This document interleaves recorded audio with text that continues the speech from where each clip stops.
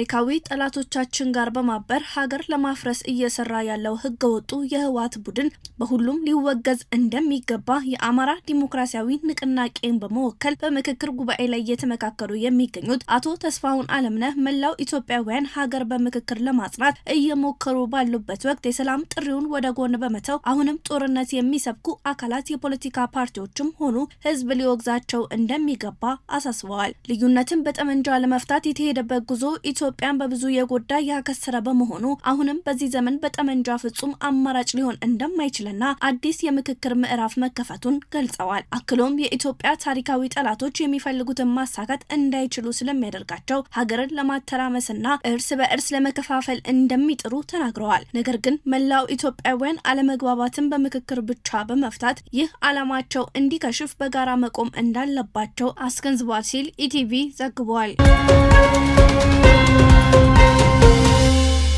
አዲስ አበባ የብልጽግና አይቀሬነት ማሳያ ሆናለች ሲሉ የአዲስ አበባ ከተማ አስተዳደር ከንቲባ አዳነች አቤቤ ገለጹ።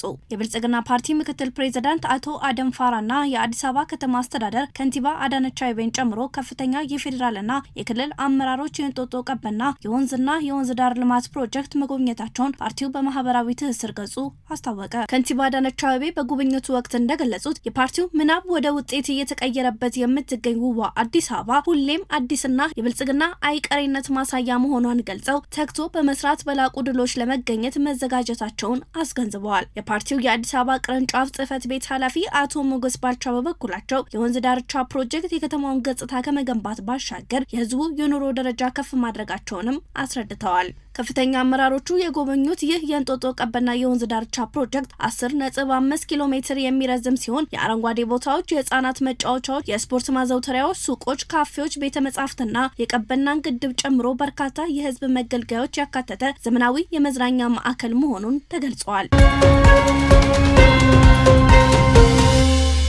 ኢትዮጵያ መንገዶች አስተዳደር በ75 ዓመታት ጉዞ የመንገድ ተደራሽነት ምጣኔን በ5 እጥፍ በማሻሻል የሀገሪቱን የኢኮኖሚ እድገትና ማህበራዊ ትስስር ያፋጠኑ አበረታታች ውጤቶችን ማስመዝገቡ ተገለጸ። የከተማና መሰረተ ልማት ሚኒስትር ጫልቱ ሳኒ የከፍተኛ ስራ ኃላፊዎች በተገኙበት የ75ኛ ዓመት የአልማዝ ኢዮቤልዩ በዓል አከባበር ላይ የኢትዮጵያ ብሔራዊ ባንክ ገዥና የኢትዮጵያ መንገዶች አስተዳደር ቦርድ ሰብሳቢ ዶክተር ኢዮብ ተካልኝ እንደገለጹት ቅርብ ዓመታት ውስጥ ብቻ ከ44000 ኪሎ ሜትር በላይ መንገድ መንገባ የጠቆሙት ሰብሳቢው ይህም የሀገሪቱ የኢኮኖሚ እንቅስቃሴና የህዝቦቿን ማህበራዊ መስተጋብር በከፍተኛ ደረጃ ማጠናከሩን አስታውቀዋል። የአስተዳደሩ ዋና ዳይሬክተር ኢንጂነር መሐመድ አብዱራህማን በበኩላቸው የመንገድ አውታሩ መስፋፋት የገበሬውን ምርት ወደ ገበያ ለማቅረብና የኢንቨስትመንት ፍሰቱን ለማፍጠን መሰረታዊ ኃይል መሆኑን ገልጸው ለተቋሙ ስኬት መሰረት ለጣሉ የቀድሞ አመራሮችና በአስቸጋሪ ሁኔታ ውስጥ ለሰሩ የመስክ ሰራተኞች ምስጋና አቅርበዋል ሲል ኢዜአ ዘግቧል።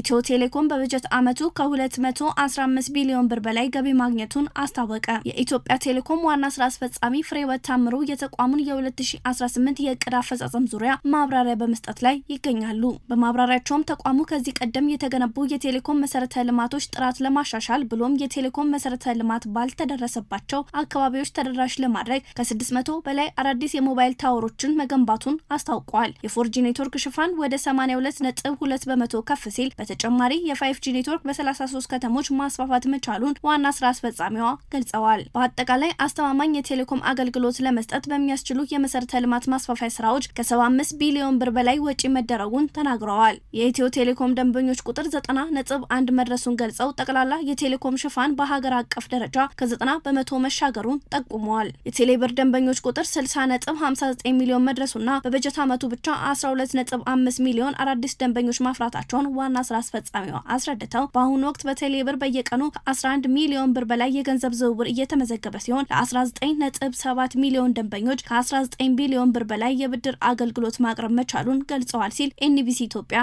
ዘግቧል።